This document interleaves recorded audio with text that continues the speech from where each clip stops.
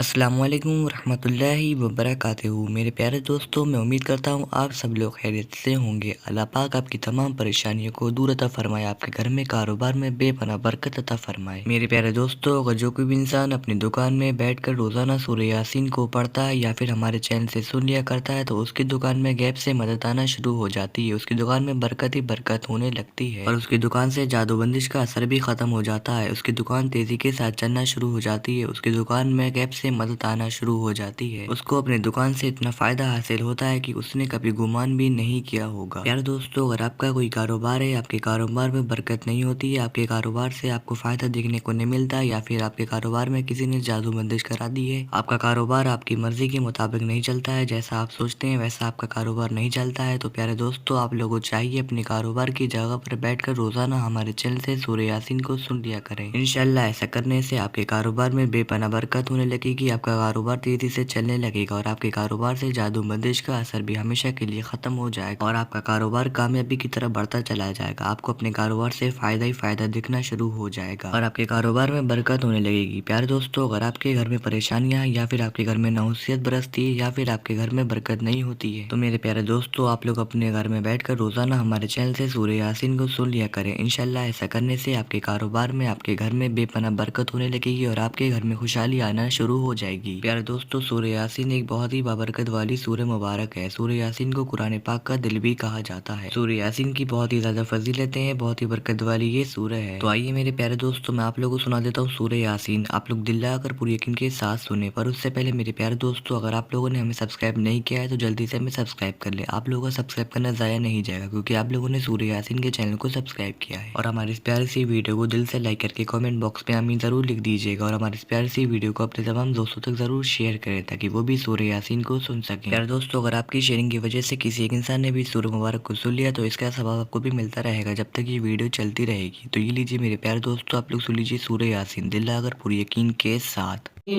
बिस्मिल्लाहिर्रहमानिर्रहीम। यासीन वल क़ुरआनिल हकीम इन्नका लमिनल मुरसलीन अला सिरातिम मुस्तक़ीम तंज़ीलल अज़ीज़िर रहीम लितुन्ज़िर क़ौमन मा उन्ज़िर आबाउहुम फ़हुम गाफ़िलून लक़द हक़्क़ल क़ौलु अला अक्तरिहिम फ़हुम ला युमिनून इन्ना जअलना फ़ी अअनाक़िहिम अग़लालन फ़हिय इलल अज़क़ानि फ़हुम मुक़महून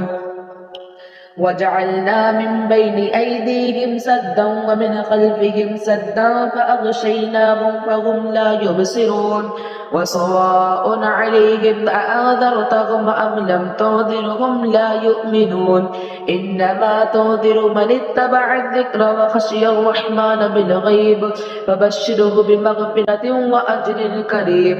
इन्ना नहनु नुह्यिल मौता व नक्तुबु मा क़द्दमू व आथारहुम व कुल्ल शैइन अहसैनाहु फ़ी इमामिन मुबीन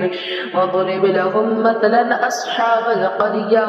إذ جاءها المرسلون إذ أرسلنا إليهم اثنين فكذبوهما فعززنا بثالث فقالوا إنا إليكم مرسلون قالوا ما أنتم إلا بشر مثلنا وما أنزل الرحمن من شيء إن أنتم إلا تكذبون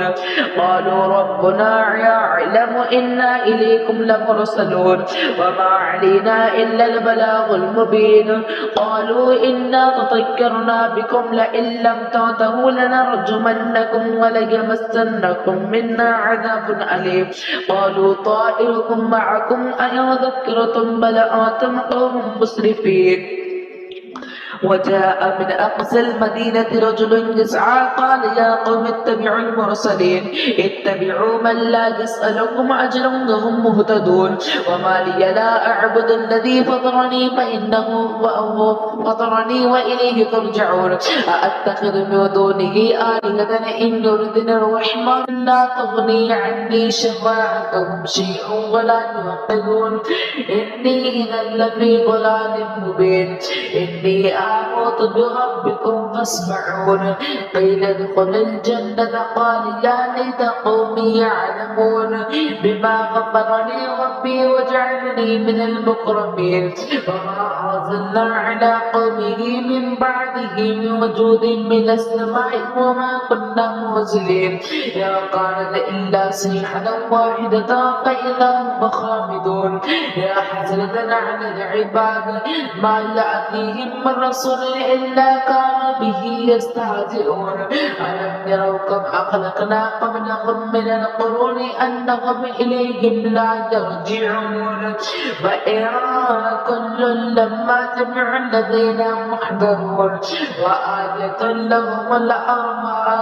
لهم الأرض الميتة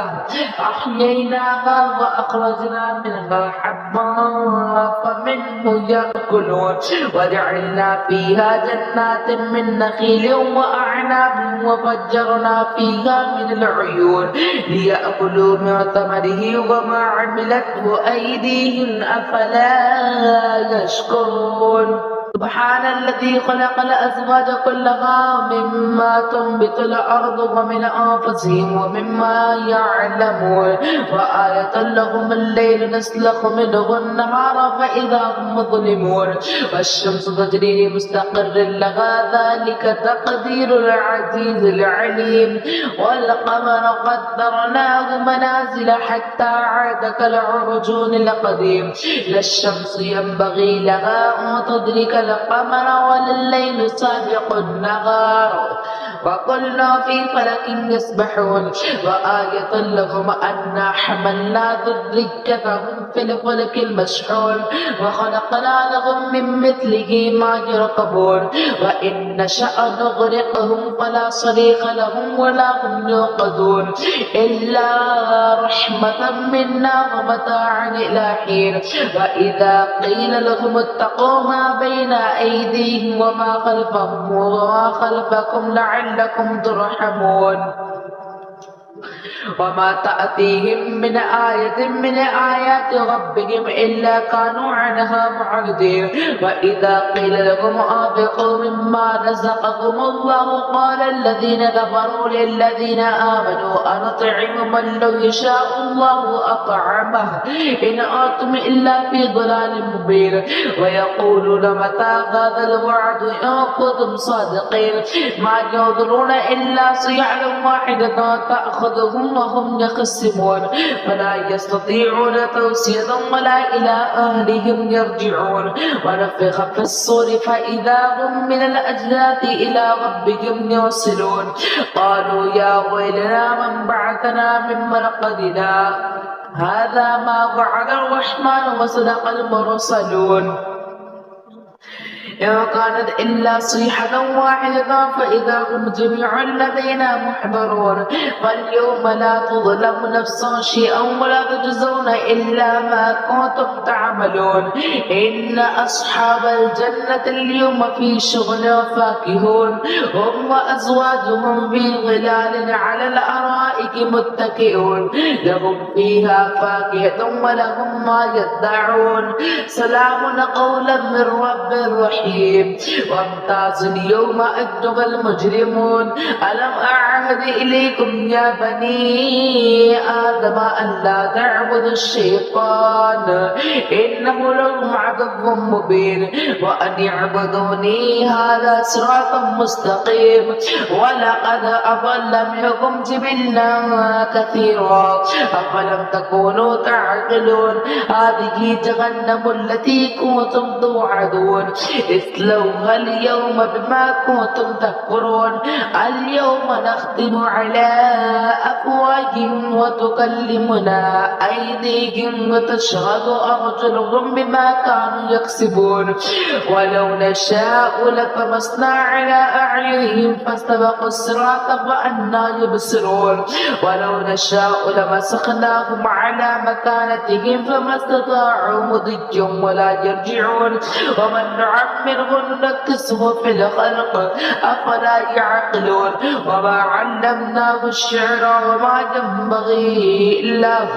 إن هو إلا ذكر وقرآن مبين لينذر ما كان حجا ويحق القول على الكافرين أولم يروا أنا خلقنا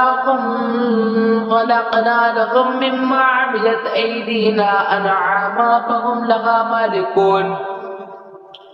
وذللناها لهم فمنها ركوبهم ومنها يأكلون ولهم فيها منافع ومشارب أفلا يشكرون واتخذوا من دون الله آلهة لعلهم ينصرون لا يستطيعون نصرهم وهم